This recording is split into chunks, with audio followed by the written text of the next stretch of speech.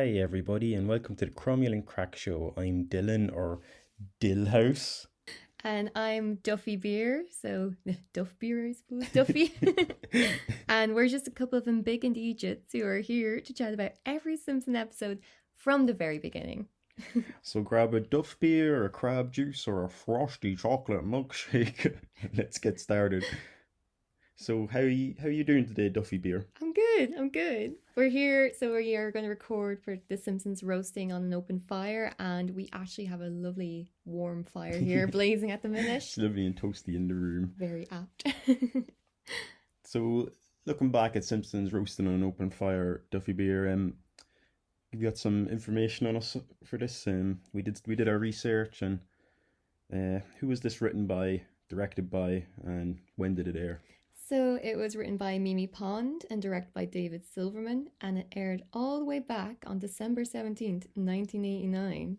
And we're going to be having a look at the production history and all of the drama and the spiciness behind the episode. Last spicy scandal going on with Being- this episode. Being the premiere, it was Messy. very messy. Messy. But before we get stuck into the episode, let's have a wee just like why the hell did we come together to make a Simpsons podcast? what is it about the Simpsons that shaped your humor and I guess kind of like got stuck into the psyche of Irish millennials everywhere who grew up in the 90s and noughties like we did. Oh, definitely. Well, so I'm a millennial, you're a millennial. So, like a lot of people, we basically grew up on the show. I did anyway. So I grew up in the noughties in Ireland when there really wasn't a lot of TV channels around at the time. So you just had like the main channels, which would be RTE and TG Cahir. So everything's in Irish on TG Cahir. So you weren't really switching over as a kid. You were like, oh, SpongeBob in Irish. I don't think so. So then say on RT2, The Simpsons were at 6 o'clock every weekday. So it usually used to be I think Neighbours first, then The Simpsons, then Home and Away, which would be kind of like the sort of ritual for a lot of people to watch that, on a school day kind of thing. And on, so if you were lucky, if it wasn't a rainy day in Ireland, which get some of the British channels, you might get some English channels. So even if there was a tiny bit of rain on the aerial, you'd have no BBC in our house anyway. So then Channel 4 would have, they would have, say, The Simpsons on at 6 as well. And then after it should be Hollyoaks, which would be all it's coming darker then, and it's getting a bit more risque for Hollyoaks. This is the teen show then, that show. All the affairs, who's having an affair this week. And so, it used to be a thing of where, again, you'd have to make the Sophie's Choice thing of will I watch the one on Channel 4, the one on RT2, and kind of that's really the only choice you had for TV back then. And I think that's a lot of all the classic episodes would always be airing. So again, it'd be everything from, say, season 1, maybe not season 1 so much, maybe season 2 to season 12, because again, they'd be all the episodes that were made in the 90s, and they would just be constantly repeated and repeated. So you kind of just became so accustomed to episodes. You just could recite, you know, just from the credits opening, you'd be like, oh, this is the one. These were the golden generation ones. And I know that you the both of us kind of firmly believe that the first 12 seasons are the golden generation. Yeah, so I know that's the big question, a lot of Simpsons fans, when did The Simpsons stop being good? And I'm a season 1 to 12 girl kind of thing. That would have been airing around the 2000s, and around that time, say, Futurama was coming out. A lot of the Simpson writers, the original kind of team, a lot of Simpson writers were leaving, a lot of the showrunners were leaving. There was a lot of change happening around that time, and the humor just wasn't really there anymore, in my opinion. And if you look at it, The Simpsons was a show about 90s satire, and things, obviously 2001, a lot of things were happening. 2001 was Freddie got fingered. That was the big cultural impact. The second worst thing that happened that year, I think. Say in America you had 9/11, and well, it was a very different time than, say, after 9/11. I think the whole American humor, American satire would have been just completely different. you would have been going into the Bush era then, and a lot of the humor changed around that time, I think, into that kind of frat boy humor. Do you think so? Like Family Guy and stuff like that came out. Yeah, a lot of that kind of edgier humor, mean-spirited, Mean-spirited, and I guess we probably get more trash into TV kind of came a bit more. Jackass and stuff. Jackass. Yeah, and that's when then there's like jerk-ass Homer kind of thing in that. in The Jerk-ass Simpsons, Homer, and there'd be a lot of jokes made at the expense of other people, I think, around that time, where you get a lot of kind of more sort of like retrospective kind of pieces on that humor. I think nowadays has it aged properly or well, and yeah, but I think so I think I'm personally of that opinion. And then, but back to like being, say, watching it back then, I think a lot of the Simpson classic episodes they've aged really well. I don't think they've Definitely, yeah, and the jokes are very timeless, and it's like funny when you look at like memes on Facebook, like on the Ireland Simpsons page. They came about in like 2016, I think. Yeah, the Facebook. I think it's just sort of like I think Irish people have such an affinity with the Simpsons, really, because that like humor, it's still that kind of like Irish humor is so sarcastic, really, and I think the Simpsons really relates with that. I think so, and it's interesting to see like how timeless the jokes are, that a cultural event in like 2016, 2020, even Yeah, like Brexit or Trump. and you can take any kind of Simpsons joke and like just apply it to that from 20 years ago across the Atlantic Ocean. Like it still holds up today. It's just amazing how just relevant it can be still. And yeah, so I think and growing up, so we would have had Simpsons that we would have been quoting a lot, and Definitely, yeah. love if you had TV. I had the DVDs. Did you? Yeah, I had the box sets, and I was just gonna say you're a big proponent of big fan of charity shopping, Duff Beer. Yes, you I picked fully up some endorse Simpsons goodies on the way. Yes, I fully endorse charity shops here, and so I would have bought season 5 back when I was a child, like back in Smiths, I think, when they still did DVDs, and when I was probably buying like My Little Ponies, being like about 10 or so, and I got season 5, so that's a really nostalgic season for me. And then I would have gotten whatever was the cheaper box set then in HMV. For some reason, season 2 would be a lot cheaper than like no one wanted that one apparently. So yeah, I would kind of like buy them over time, and then I got a lot of them then in charity shops, and I have about two season 3 box sets. One's very dodgy and nearly made your DVD player explode. Yeah, like the whole thing just was like malfunctioning and very scraped. And I have season 1 that I got in the charity shop, and I got ripped off because there's only like, I opened it up and there was only 2 discs in it, and I was like, oh, but still, but my collection's technically not complete. And one of the things actually with the DVDs, I had some of the box sets myself when I was younger, and I'd go through the episodes, but it wasn't since I met you, Duffy Beer, that like you got me into the commentaries as well. And I think that the interest, offer very interesting technical and behind the scenes look at what was going on, especially in season 1. I find it was season 1, because season 1 was such a draft of the season that they didn't know what they were doing, and you find out a lot of the production kind of details behind it, and just how the show came about. I find with commentaries you always get like the scandal about the guest stars say on The Simpsons, and you find out more about it, and it's just fascinating in my opinion. But so basically then I think we're just a bunch of Dorcas Milorcuses, as you say. Looking to get stuck into this now. Yeah, excited to let's get started. Started on it. Oakley dokley. Okay, so The Simpsons started as a short on the Tracy Ullman show, didn't it? It did. And there was a boy called James L. Brooks. A boy out there called James L. Brooks. And what was he famous for, Duffy Beer? Why did they get him on to the Tracy Ullman show? He was a big shot producer. I think he worked on shows like Taxi. Danny DeVito. Did he work on Cheers, did he? I think he worked on Cheers as well. So you had even like there's a bit of Kelsey Grammer, who would go on to be Sideshow Bob, a little crossover there. That could have been it. It's like, my buddies, come be on the show.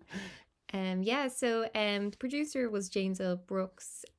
He was working on the Tracy Ullman show back in the 80s. So the late 80s. It was like a sketch variety show kind of, wasn't it? Yeah, and Tracy Ullman, she was an English comedian, and she was kind of, had her big break in America now.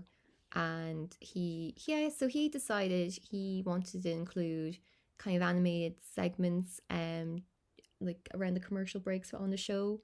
And so it would go from this Tracy Ullman sketch to this animated short. Yeah, just to break it up a little. And he had seen Matt Groening's Life in Hell comic strips, and the little rabbit. Little rabbit, yeah. If you see it, she's just a little rabbit with a little like overbite, and yeah, there are a few, and they're kind of, they're all about him having like an existential crisis, aren't they? Thinking about work in the universe. And life sucks. And it does suck. I guess it is hell. It is hell. And so, yeah, and he was like, hey, Mr. Matt Groening, do you want to, might want to make your little comic and make you a star. Make you a star, baby. And it was like, how about we turn your Life in Hell series, into a little animated segment on this big show. And Matt Groening was like, oh, okie dokie. And then next thing realized, oh, wait, this is my whole life's work. He gives up life in hell, then his life will be hell. Will be hell. It's like, I got no money. And so you'd have to rescind all the publication rights for his whole life's work kind of thing. And yeah, so that's the whole thing where he came up apparently with the Simpsons there in the lobby. He was like, I'll take this idea instead. And he basically, a lot of rumors that he drew them on a napkin and drew them on a napkin. It was like, there, 2 seconds before the meeting. And we love it. Yeah, so he apparently just based a dysfunctional family, and that were kind of based on his own family. And so that was kind of the pitch there. And then the Simpsons then appeared on the Tracy Ullman show then back in 1987. And yeah, so apparently they were created by the Klasky Chupo, weren't they? The shorts. Yeah, they were Klasky Chupo were doing the animation for the sketches. They're an animation company that you'd be familiar with from the 90s. Yeah. Essential cartoons like Rugrats and Wild Thornberrys. Yeah, very distinct kind of style, very that kind of dark, shadowy, grainy animation, really out of their character kind of designs, aren't they? Just, you could say ugly, but they're brilliant, like kind of at the same time, just very creative animation. And it's funny because the other cartoons are brilliant, but we went back and had a look at the Simpsons shorts before we did this podcast, and they're not so brilliant. They're not, to each their own, but they're kind of, I don't think they have any good standalone quality to it. Like, apart from knowing they are what the Simpsons, became, it's just like, they're just, the humor is so dorky and non-existent. Like, the way there'd be a sketch and it'd be like, oh, jump, son. Oh, Dad, I don't want to fall. You won't fall. I'll catch you. And then the phone rings and Bart's like, oof. And it's just very slapsticky and... Orders mind. It doesn't matter. Orders matter. It don't mind. Or something along that line. And yeah, so we're not a big fan of the sketches, I don't think. But apparently, thank God they took off, because it led to the creation of the actual Simpsons. The actual Simpsons. Yeah, apparently they were so popular, like on the show itself. People tuned into Tracy Ullman's show just for the shorts. Poor Tracy Ullman, like, acting her heart out and everything. And so the Simpsons then were... They became more successful than Tracy Ullman herself, than the namesake of the show. And was it Fox then was like, and James L. Brooks was like, they said, we want a full feature-length show of this. Full feature-length. And so they were so popular, and they were going to be adapted then into a half-hour series. That didn't go according to plan, though. Not initially, no. So they originally meant to air in the autumn of 1989 with the episode Some Enchanted Evening, but a disaster occurred the episode was... their animation was... A lot of the animation was outworked to South Korea, and when the animation for Some Enchanted Evening came back, it was the first episode to come back from South Korea, and their studio ACOM, and they screened this then in front of the production staff at the Gracie Film headquarters. So this was like James L. Brooks and Class B Chupo and that team and stuff. The whole team were kind of like, right, let's see this first one. It's going to be a masterpiece. And isn't that a story? Apparently James L. Brooks was drunk or something. Oh, he said he was at a family dinner beforehand, and he watched the episode with everyone else, and he thought to himself, I really hope that that's just me being drunk. He's like, this is, so apparently, and then everyone else had the same feelings towards the episode that he did. So Brooks's initial reaction to the animation after finishing, he was just like, this is shit.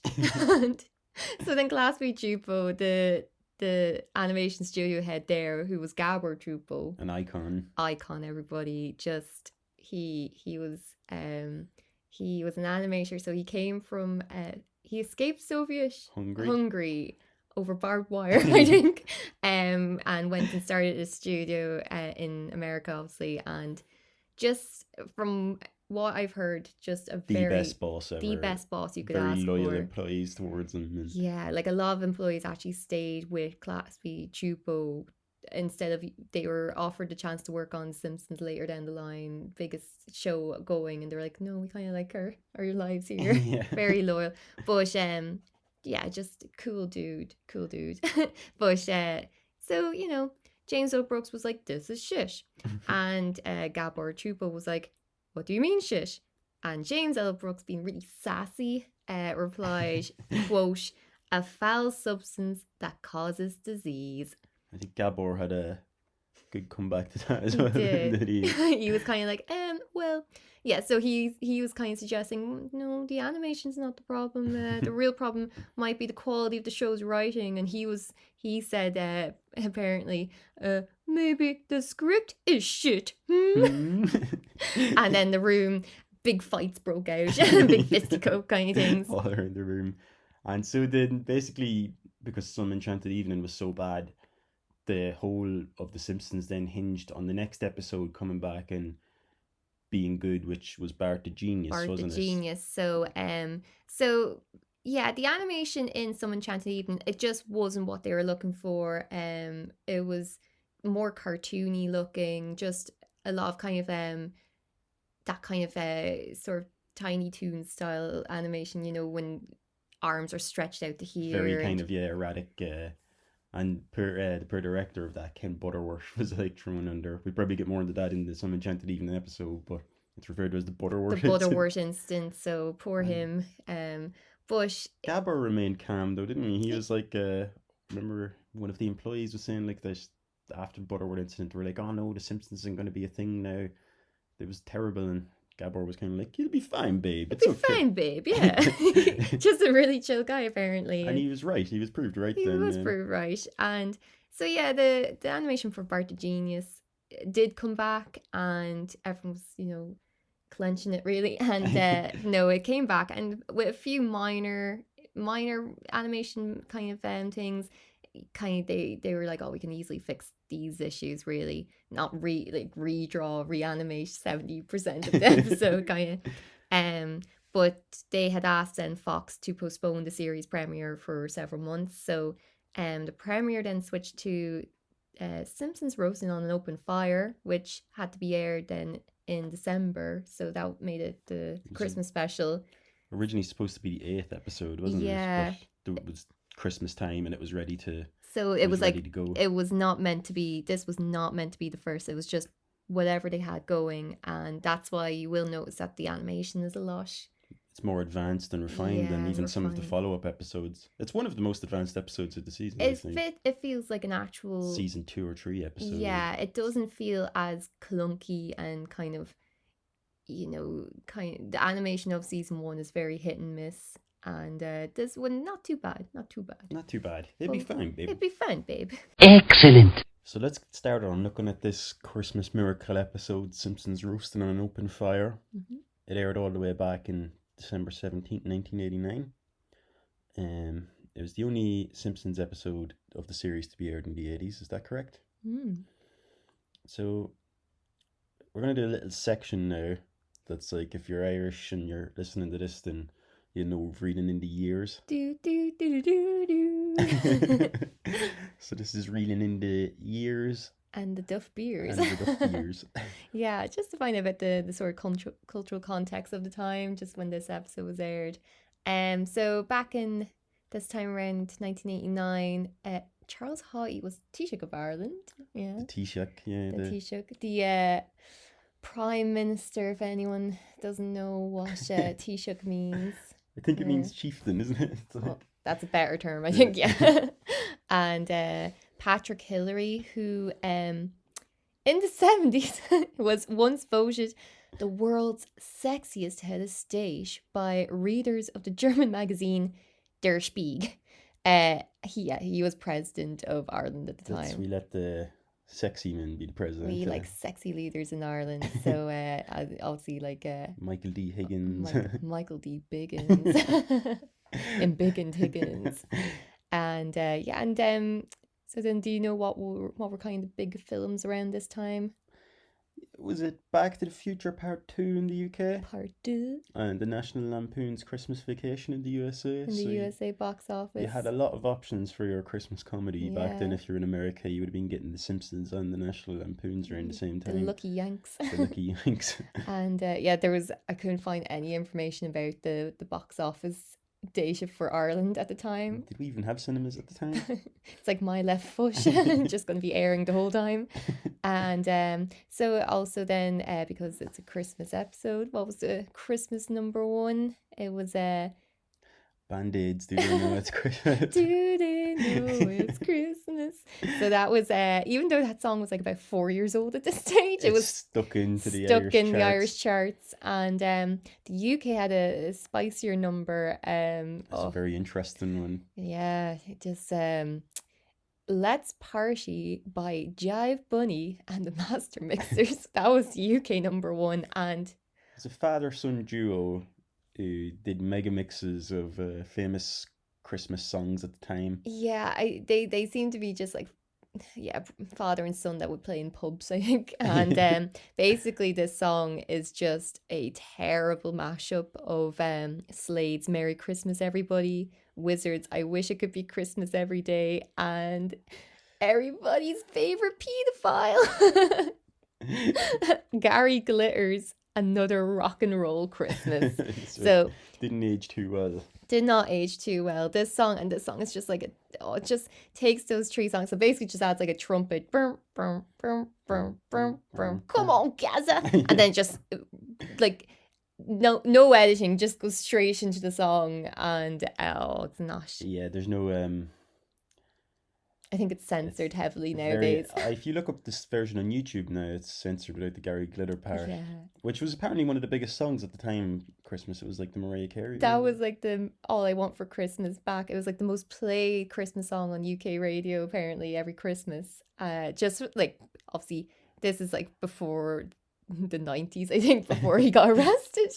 And because I would never have heard this song otherwise if it wasn't.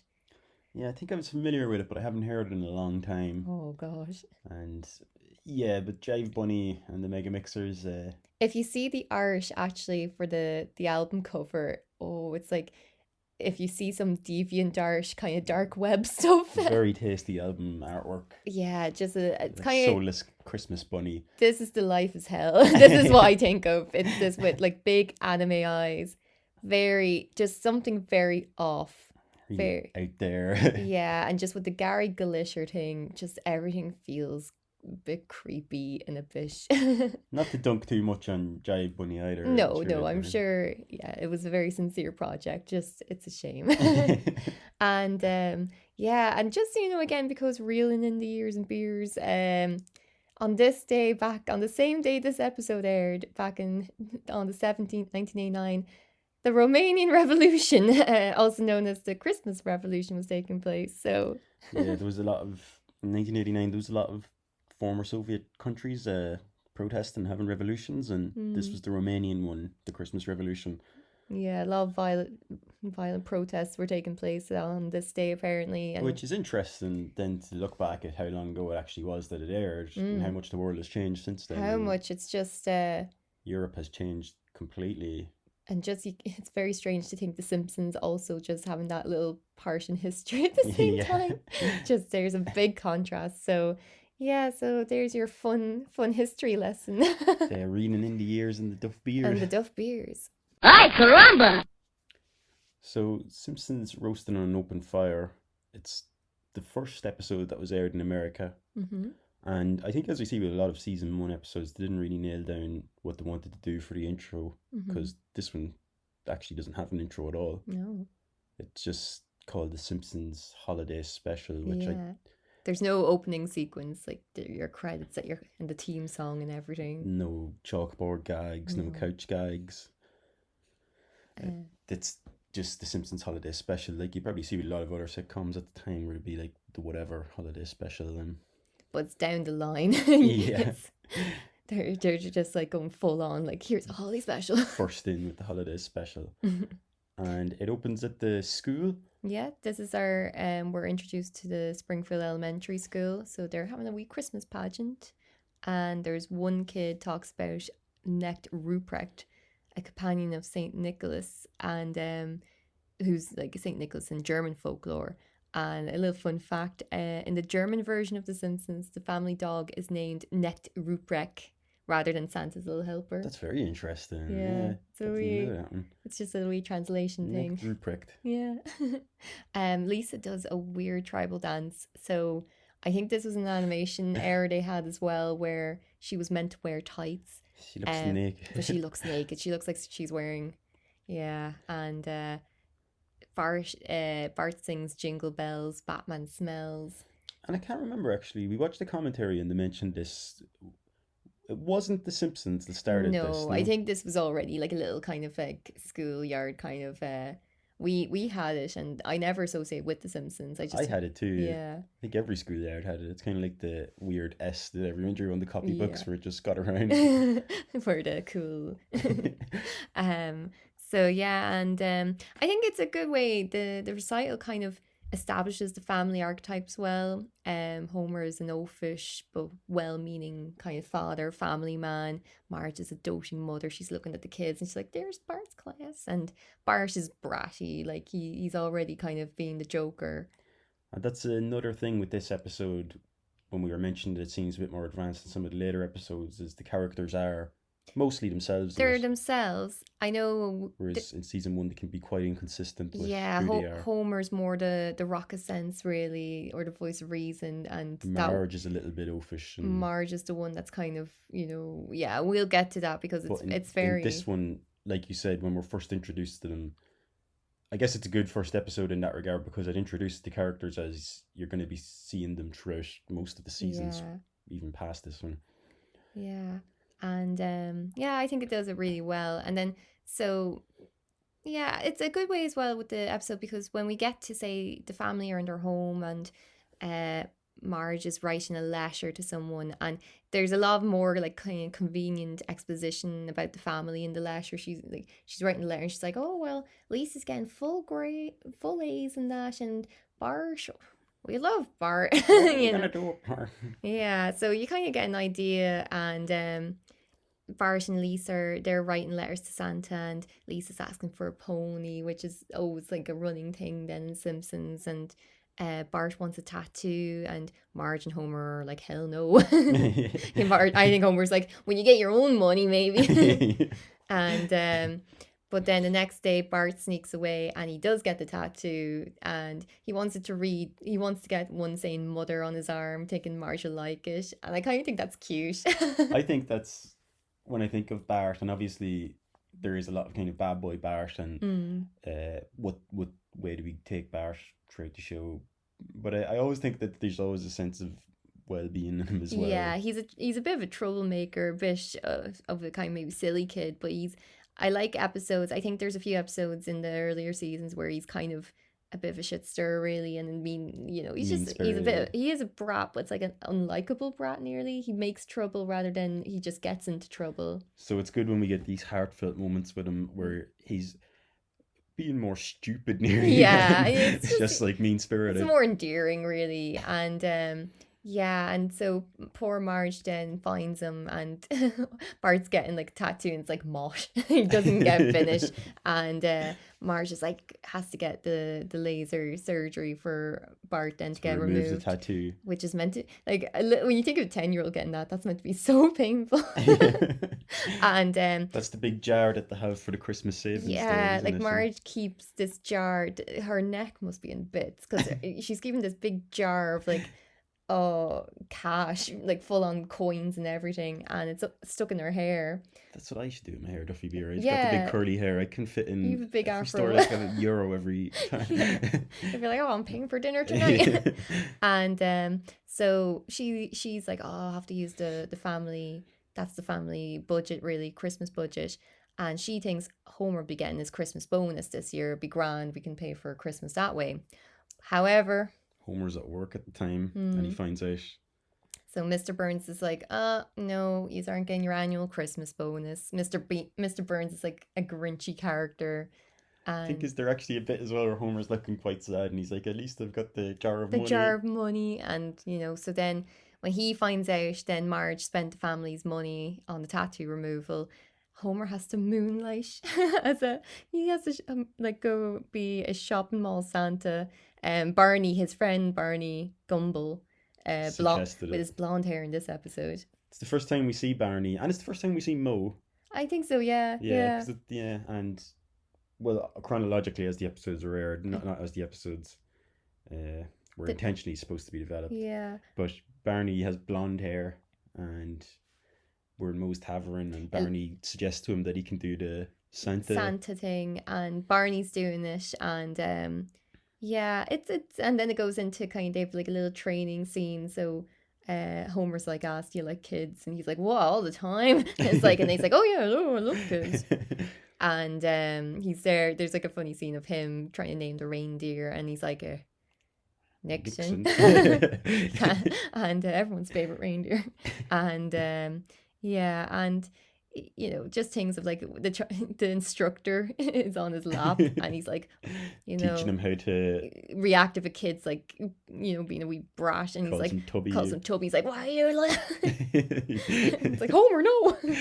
So it does set up the dysfunctional family dynamics of the Yeah, I Simpsons think it and makes Homer's Homer short-tempered. short-tempered, ready to strangle any child that annoys him.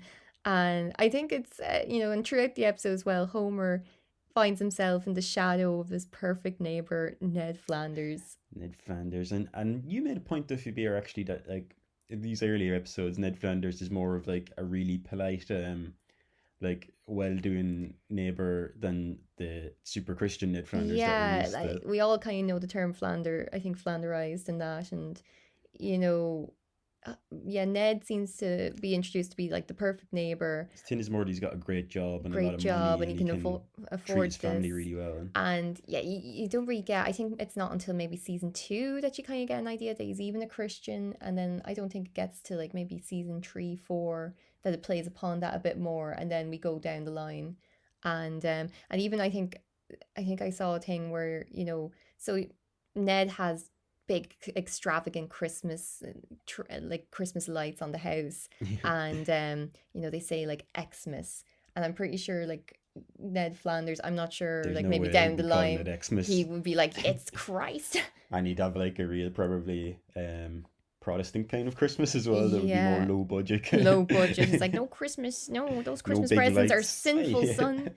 And but yeah, poor Homer's like he has little lights, a few measly light bulbs, but they're all like busted ones, like, and it's sad because then Homer's trying to shop on his little tight budget, and he's trying to find, I think they're like the toys are like under a $5 and that, and he gets Marge a pack of pantyhose, which are tights, aren't they? Yeah, which Yeah, you said would be I think a pretty good gift if I would be anyone's. delighted. Like, if you want to get me a guy, yeah, he's like practical and alluring, and he ain't wrong. He ain't wrong, He ain't no. wrong.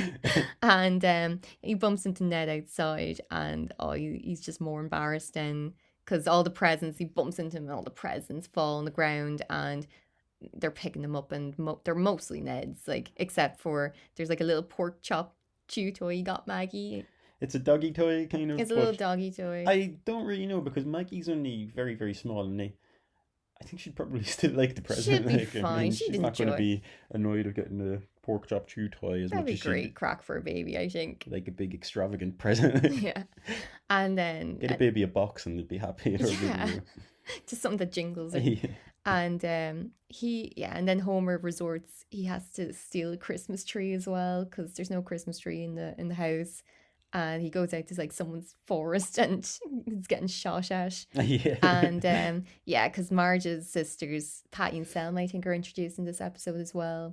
And they're very in character too, or they're kind of They're snarky towards Homer and snarky and looking forward to seeing immediately, Homer failing. And yeah, and they're kind of like they're the ones that are questioning, oh, there's not even any decorations here, and putting Homer down, and it's quite sad to see Homer under the pressure. yeah, and he actually cries. He Remember, cries when he sees Ned Ned walking, away. and I think it's meant to be Todd, and Todd's like, "This is gonna be the best Christmas ever, Dad. It sure is, son." And you actually Homer's there, and a tear falls, and it's very sad. It is very It's sad. very, and I think the money pinching team and the financial pressures Homer experiences, it reminds me of Malcolm in the Middle, Hal, and there's an episode where Hal, it's like their Christmas gifts and they're strapped for cash and for the holidays, and Hal and Lois, the mother, they decide that all their Christmas presents should be handmade.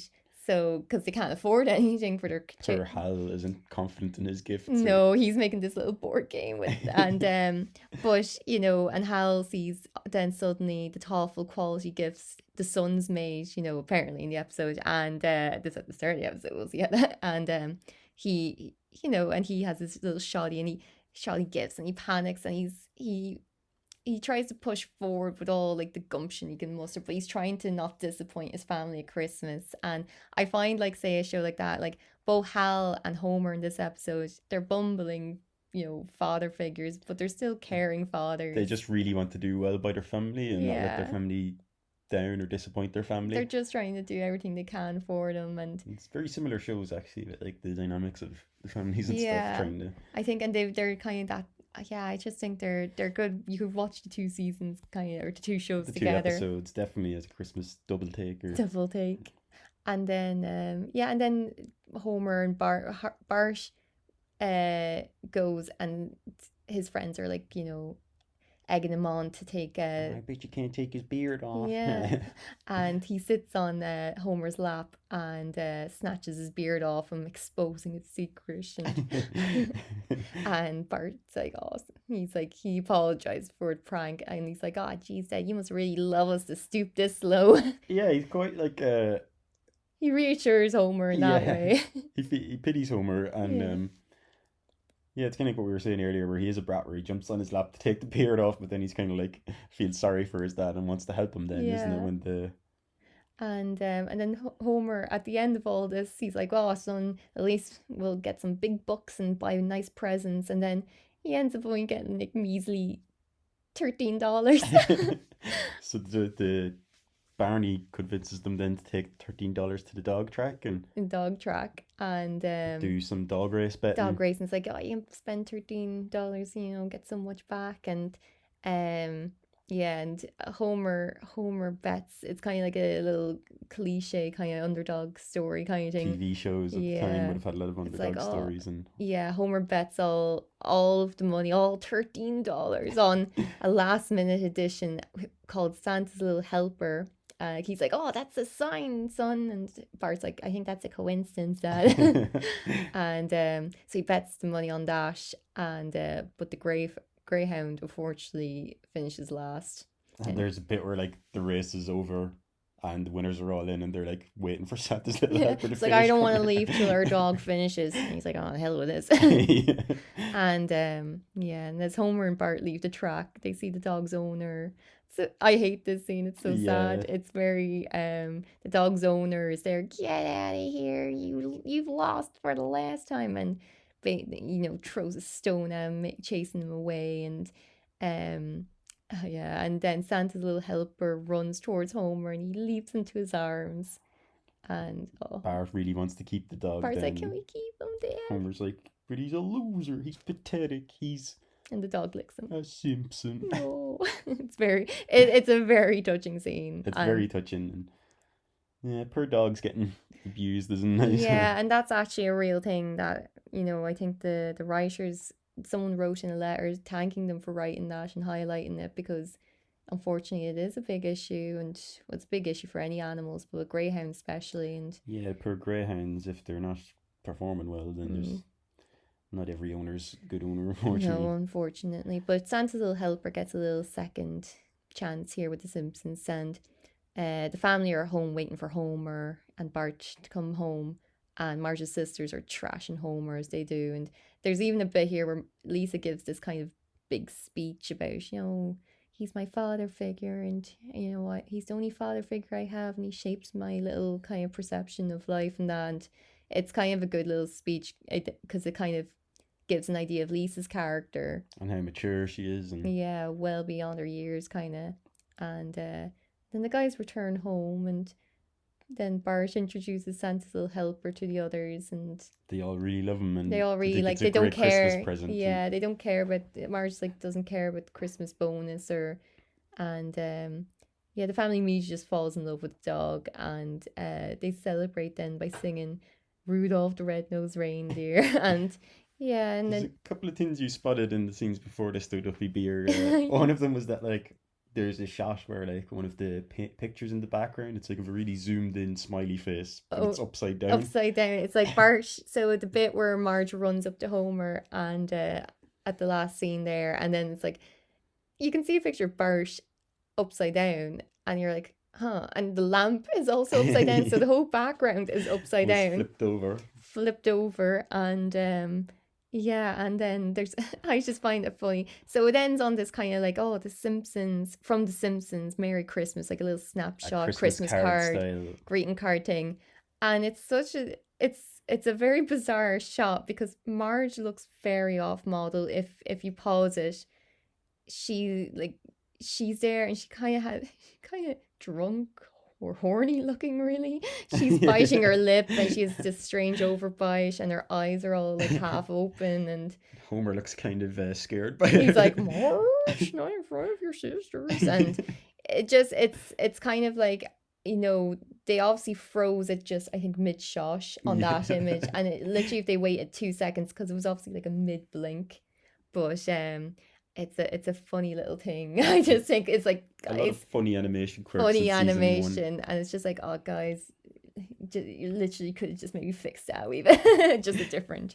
But it ends positively with Homer being the hero at the end of it, then kind of, bringing the dog back, and like luckily as well, it's a dog that they keep for Christmas, because obviously not all dogs. Yeah. Or animals should be Christmas presents. Yeah, please. Yeah, obviously do not get an animal if you can at Christmas, because you're not going to keep an animal's not a gift. It's a gift for life, gift for isn't life, it? Gift for life, definitely.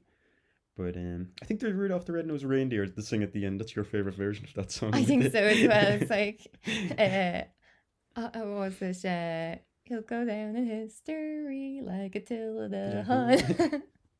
So overall, as a first episode, I think it's a really good one. If you were like in the USA at the time and you got to see this debut, I think it was a pretty good indicator of what's to come from the rest of the show. And it's got a lot of those heartfelt moments. It's got quite good humor, and it could have started a lot worse. I think we get into later on in the podcast. I think this was the best choice for them. Yeah. One mother, please. Wait a minute.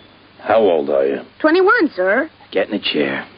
Okay, so Duffy Beer, we did some research into the directors and the producers of The Simpsons, and one of the things about The Simpsons is that each episode usually has a different writer. Isn't that correct? Yeah, so in this case, Mimi Pond wrote this episode, and it's actually the only one she's ever written for the series. She was an acquaintance of Mac Groening from the underground comic scene, wasn't she? Yeah, and she's a cartoonist, illustrator. She's been published in the National Lampoon and the Village Voice and the New York Times, so she's quite a successful person on the scene.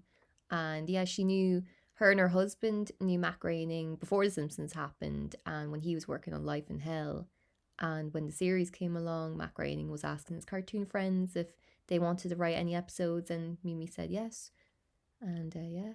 Yeah, and Matt was obviously the creator of The Simpsons and executive producing kind of role, so he had a lot of input into who could be involved in it, even though maybe himself didn't really do much work. Bit of a mooch. A little bit of a mooch. Might get to that in another point. The But conceptualization was his, and obviously he had creative input. But it's a lot of the Simpson humor relies on the writers and a lot of the direction from the animators and even James L. Brooks and Sam Simon, the producers. They probably had a lot more say on how the show actually ran. I would say they shaped it more so than Matt himself. And the writers, each individual writers, such as Mimi Pond and the other ones that we'll see in later episodes, really put their stamp down on it, and that's what you think of when you think of The Simpsons. Yeah. And it's interesting you mentioned Sam Simon there, because him and Mimi Pond didn't exactly see eye to eye, did they? There was some issues there. It seems so she's credited for writing the first episode of The Simpsons. Now, even though it wasn't meant to be the first episode, that was just by chance, but you know, that's it now, cemented in history for that. And the episode, so the Roasting on the Fire episode, went on to be nominated for 2 Emmy Awards, and despite, you know, having this much influence, really, Pond did not become a regular member of the writing team, and she alleged it was because the showrunner at the time, Sam Simon, did not want women on the team. Yeah, and it's interesting that like the very first episode of The Simpsons was written by a woman, but I never heard of Mimi Pond until we started researching this. And yeah, it's just so in a 2017 interview with Jezebel, Mimi Pond stated, quote, "I was never invited to be on the staff, and I never knew why for the longest time. No one ever called me or explained to me or apologized or anything, and it wasn't until years later that I found out that Sam Simon, who was the showrunner, didn't want any women around because he was going through a divorce. It had remained a boys' club for a good long time. I feel like I was just as qualified as anyone else who came along and got hired on the show, and it was just because I was a woman that I was, you know, not allowed entry into that club. I always wind up being the turd in the punch bowl because the show was just so beloved and everything. And I'm sorry to burst bubbles, but it wasn't a pleasant experience for me," end quote. Yeah, and it's a shame that it wasn't a pleasant experience for her, because she got to write the first episode of this cultural phenomenon. Yeah, that went on to be the biggest show ever. Went on to be the biggest show ever, went on to be timeless, and it really should have been one of the happiest moments of her life. Yeah. And as a creator herself, like, it was a massive break for her. And it's just sad that, because she seems to feel that she genuinely was a victim of sexism and workplace discrimination. And in another interview in 2014 with the Comics Journal, she said that she felt that some of the people on the show would repeatedly call out her episodes specifically to say they had to rewrite and change everything. So a lot of the producers, she felt, were kind of targeting her unfairly. And she says, quote, "Of course it gets rewritten by other people, but for them to just undermine the only credit I have by saying I have struggled with this," end quote. So she's upset. Yeah, and that's 2014, so that's years later. That's still years later, and it would be hard to get over. I know that she did say as well that despite feeling undermined, she's kind of grateful that she avoided the kind of vacuous hole that The Simpsons would have been if you had been permanent in it. We would have had not much life for creative or other room for other creative outputs, which Mimi Pond was a very creative person. She was, yeah. And she like, you know, she has 2 graphic memoirs herself, Over Easy and The Customer Is Always Wrong, and you know, she's very talented in her, if you like Alison Bechdel's work or Sarah Glidden, that kind of cartoon style. Yeah, you should check out Mimi Pond stuff check her stuff out. And it is a thing, like she did state again in that Comics Journal interview, like despite feeling undermined and denied access to a job she earned, she kind of always also was stating that she was kind of thankful enough that she dodged the busy life the show's success would have had, because that would have forced on her, because she was able to be at home with her kids when they were little and go on to do her own work, really. Pursue other creative outputs. So, you know, but again, it's kind of like the what if scenario of like she didn't have that choice to turn that down. She felt that, you know, she was denied even the choice to become a full member of the team. And a lot of the other writers for the early episodes of Simpsons were kept on, but not Mimi Pond. And it's a bit sinister, you know? Yeah, there's something else there, and it's actually funny because there's a lot of other women that Yeah. were involved with very iconic moments of The Simpsons and the conceptualization of The Simpsons that I personally wouldn't have heard of. No. You know, obviously Matt Groening is the creator, and he's the one that most people would associate with The Simpsons. And there's the whole Homer's hairline and his ear being Matt Groening's initials. Yeah. And then James L. Brooks and Sam Simons are very high up on the credits of the opening credits and stuff like that. But I mean, Tracy Ullman, for example, Mm. is it was literally her show that It was, was debuted on. yeah, and And I think that they tried to portray Tracy Ullman as a little bit bitter and not involved, but really it was the Tracy Ullman show that gave the shorts a platform. yeah, like I think she felt herself, Tracy Ullman, she felt her show was, say, the source of the series' success, and she actually filed a lawsuit against Fox back in 1992, claiming she should receive a share of the profits of The Simpsons, and the claim was rejected by the courts. But it is kind of a thing where, you know, Tracy, I would argue, yeah, you know, she it was her show, and you know, nowadays Tracy Ullman is known by many primarily because her show featured the Simpsons sketches, rather than her being, you know, she's not recognized as much nearly. She's more of a footnote in their Wikipedia page. And she did get like a minor character in later episodes. She actually, yeah, she was, now they said, oh, we tried to get her to voice other, you know, to voice on the show, because like Dan Castaneda and Marge's actress, they were on the Tracy Ullman show, and they went on to The Simpsons, you know, and apparently Tracy Ullman was also asked to voice other. Now she got voicing like in one episode in season 2, in the dog training episode.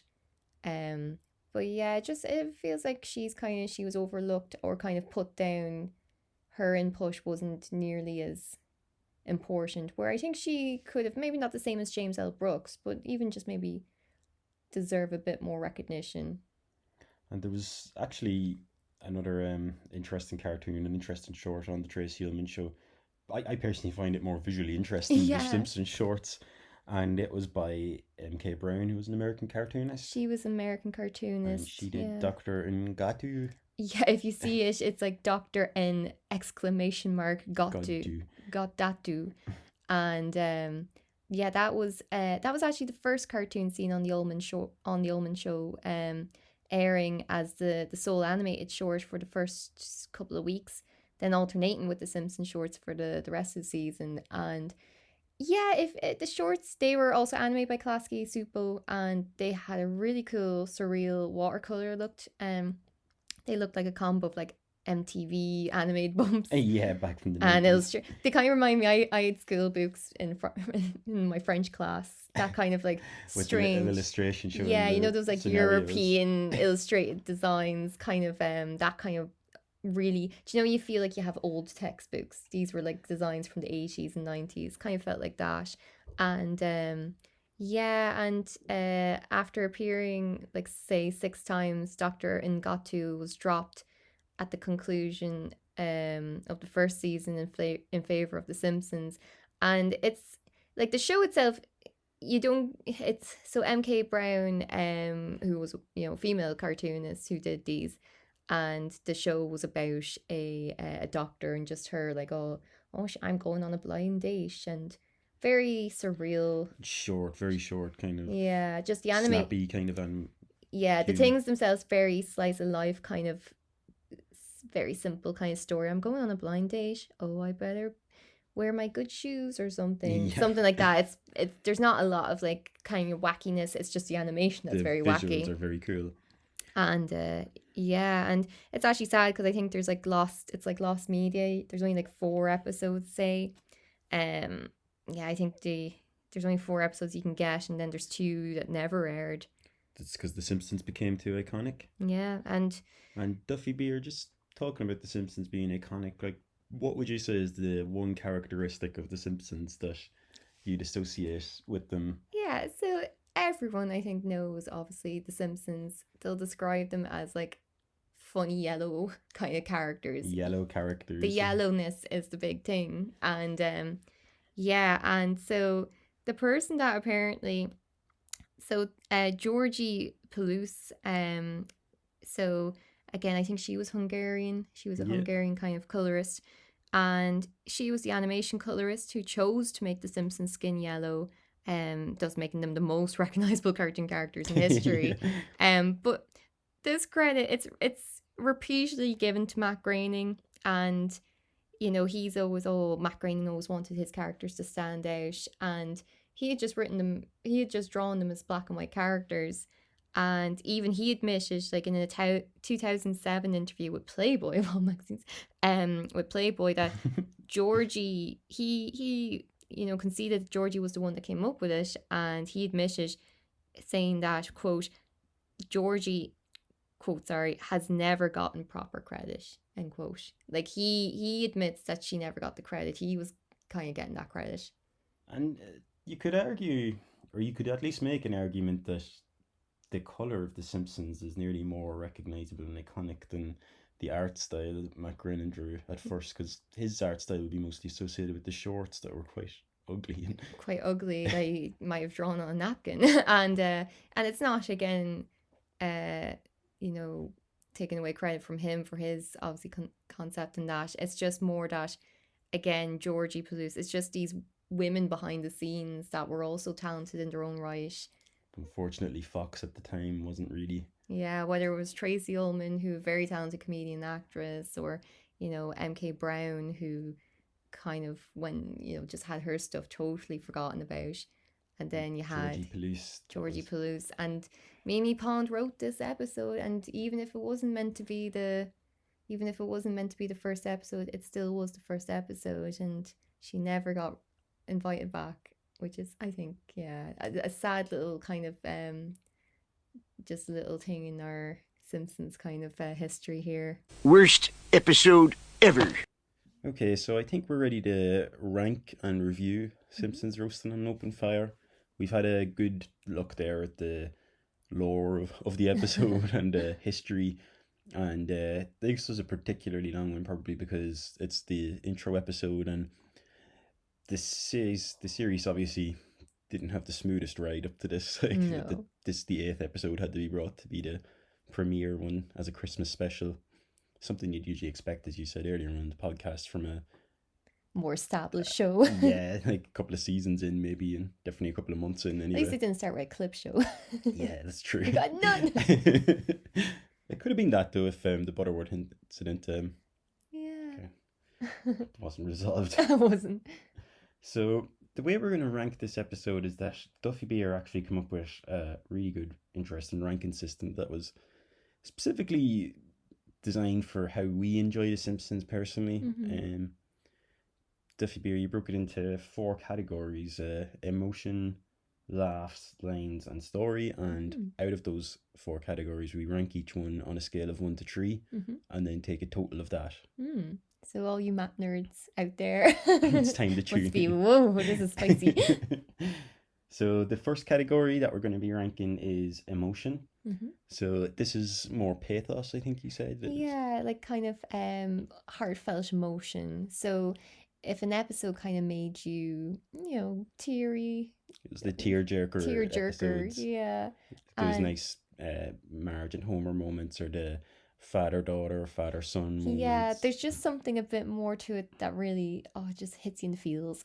And and so for this one, if I was ranking it myself, emotion, I would give it a 3 out of 3 for the roasting on fire. I just think, the bits with say the greyhound with Santa's little helper being chased away, and he jumps into Homer's arms. He's scared, but he jumps into Homer's arms and a little lick and everything. And then the bit with, say, the pressure that's on Homer, and that bit where Ned and Todd are walking away and Homer's there crying. There's these little moments that just hit you, really. And I think that bit with Homer crying after Ned and Todd are walking away. It's not like the usual Homer Hysterical Homer. Ooh! jealousy. It's more Yeah. kind of he wants to be able to provide that for his family, and he's sad that he can't do that. Yeah. It's very kind of sympathetic kind of sadness that he feels like. Yeah, and it, just that he's worried that his family won't have a good Christmas. And yeah, I think it's a 3 out of 3. I think it's a really For emotion. heartwarming episode. Are you the same? I think so. I think it's definitely 3 out of 3 for emotion. Some tear jerking moments in there. So the next category that you have here, Duffy Beer, is laughs. Laughs. And so this is obviously self-explanatory. It's how funny the episode is and the How laughs much and humor. Kind of how much you can enjoy it, really. And I give it a 2 out of 3. I think it's a really enjoyable episode, but it's not a laugh out loud episode. Again, I think it focuses more on the kind of the emotion side rather than the comedy side in this episode. I think so. Now there's moments it still has, say, when Homer's training to be Santa.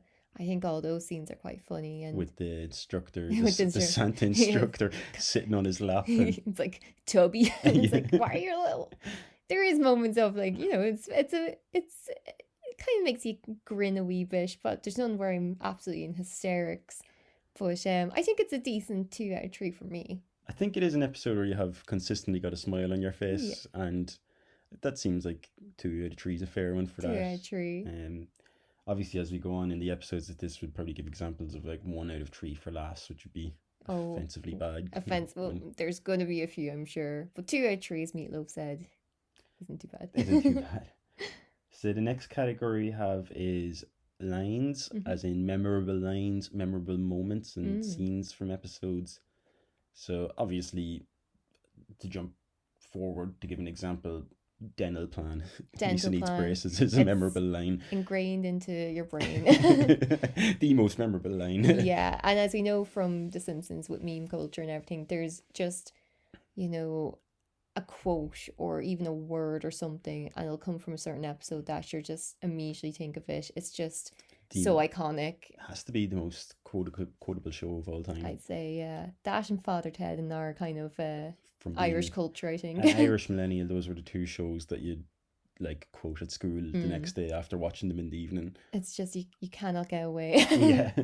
And I think what kind of lines stood out for you in this one, or how do you think that it stacked in terms of memorability? And yeah, I think now it's another 2 out of 3 for me, where it's memorable, I suppose, because it's the first episode, it's Christmas episode, so it does have that kind of bit more lasting kind of memory there. But I suppose there's not really any standout jokes or lines that kind of I suppose there's a lovely bit of Homer where he's like, oh, he's a loser, oh, he's a Simpson, and it's a bit cheesy, so but it's lovely. But I wouldn't say, I'm gonna give it 2 out of 3. I think is 2 fine. out of 3, and yeah, it's the more so the memorability of the overall episode than any standout kind of dental plan or that, like we were saying here. It's like the overall episode is very memorable one. Very, like you said, that bit at the racetrack where Santa's little helper jumps into his arms. It's cheesy, but you remember it. It's a cute little moment, yeah.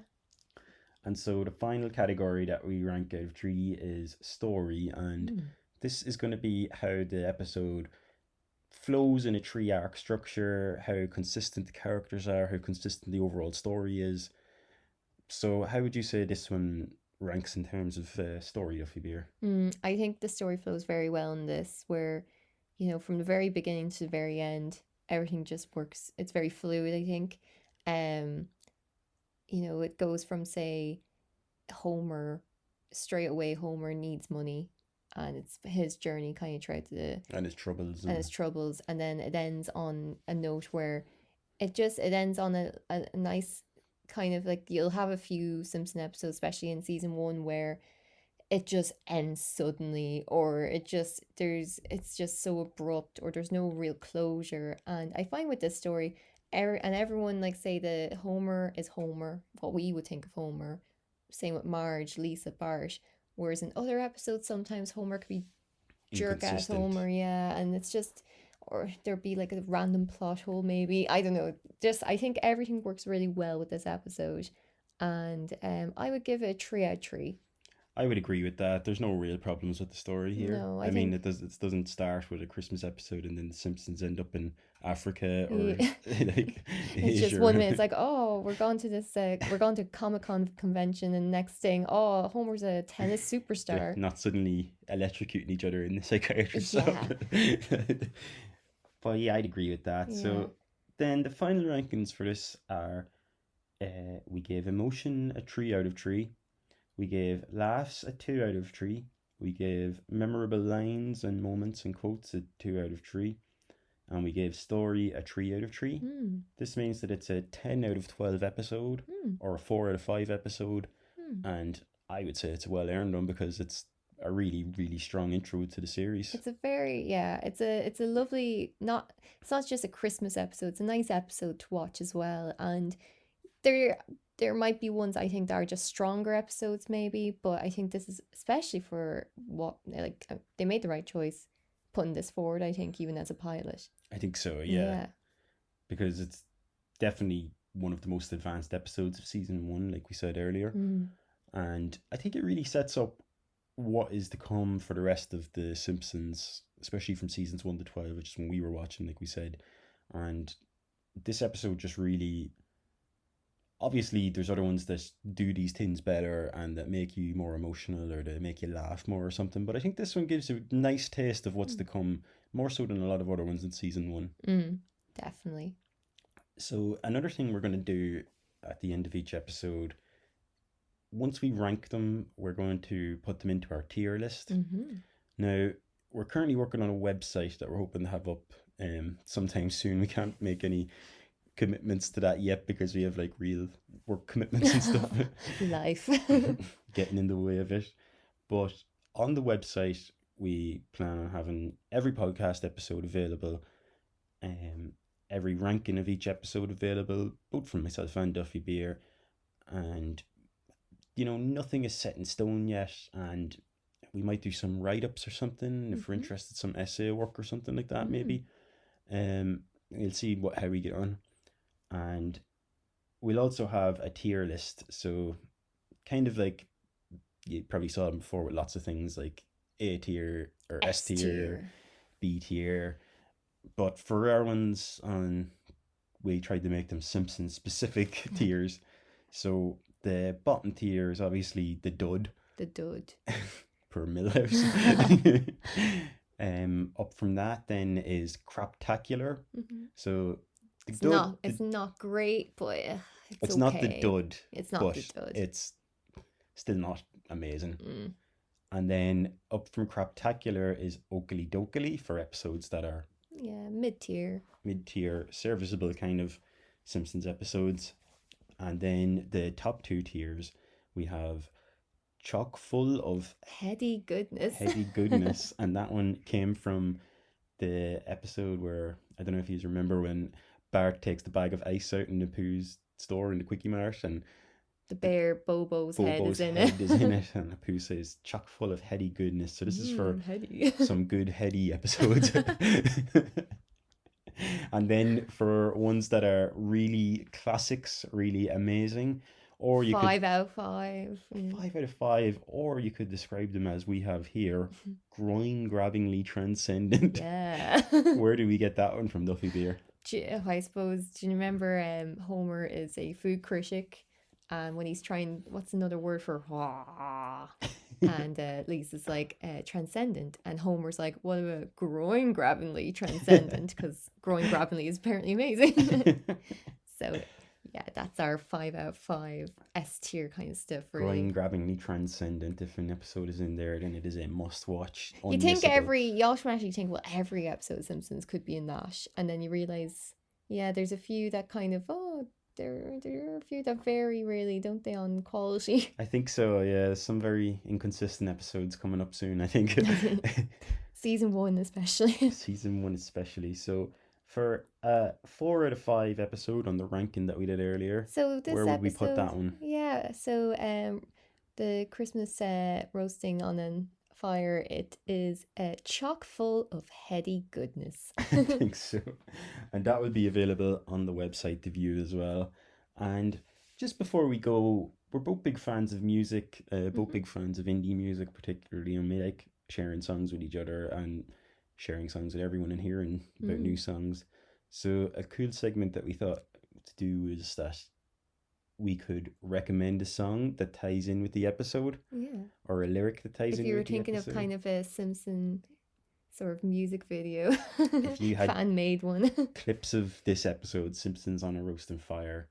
Yeah, so that's actually a good way to put it, Duffy Beer. AMV. If you were making an AMV of Simpsons roasting on an open fire and you had some of the best parts of this, what song would you choose to put over that montage or the AMV?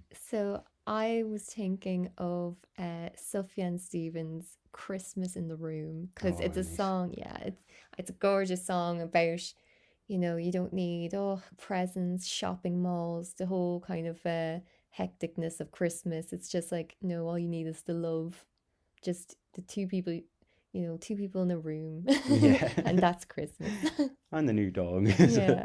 If you're going to keep them, obviously that's another important message of this is to not be getting dogs as gifts. Yeah, if well, you're Santa's gonna Little keep them. Helper's Christmas in the Room. And I just think of the bit of, even at the end, I just think of Homer, you know, the stress and pressure, but at the very end, it's him and his family and He the didn't little need- dog. Yeah, he He didn't need the that. big possessions. No, he had, and you could use that pork chop for Maggie. You might share it with Santa's Little Helper. Yeah, exactly. It ended up being a good gift. Yeah, but I just think of them playing the piano and, you know, It's a very sweet, kind of heartfelt Yeah. song for a very sweet the heartfelt song episode. itself makes me cry by itself. So I think if I put with this any clips of this video, I'd be like, oh.